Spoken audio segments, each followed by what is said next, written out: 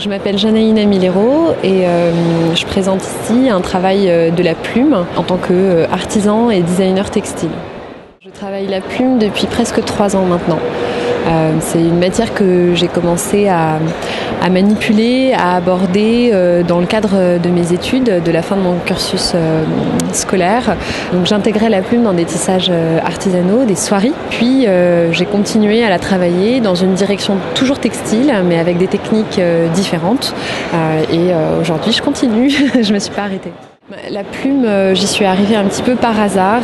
C'est une matière que j'ai collectée à un moment précis et qui s'est trouvée être une matière très vite séduite et à laquelle j'ai donné beaucoup d'importance parce que elle m'inspirait énormément. Mais donc très très tôt, en tout cas, j'ai souhaité la travailler par le prisme du textile.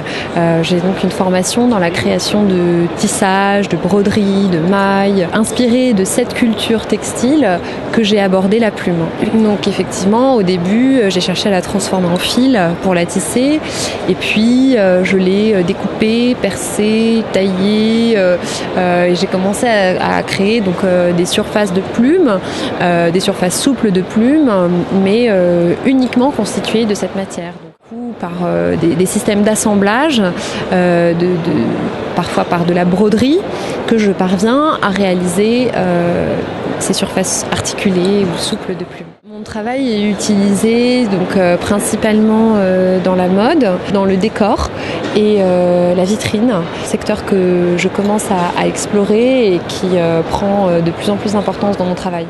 Alors moi, ce que je trouve très intéressant dans mon savoir-faire, c'est que il peut trouver des applications dans des domaines très différents, sans perdre de sa cohérence.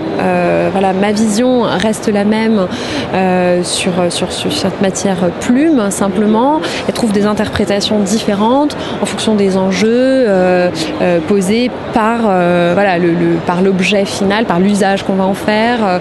Donc, ça me permet moi, en tout cas, de rester très créative et très ouverte sur ma matière, puisque les contraintes ne sont pas les mêmes et les budgets ne sont pas les mêmes, les délais non plus, donc il y a autant de défis différents que de secteurs d'application différents.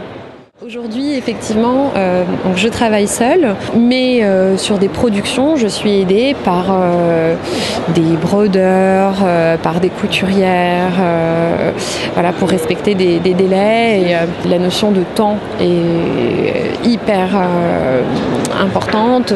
C'est une question assez lourde à gérer, et donc il faut pouvoir être suppléé par des équipes pour respecter des délais.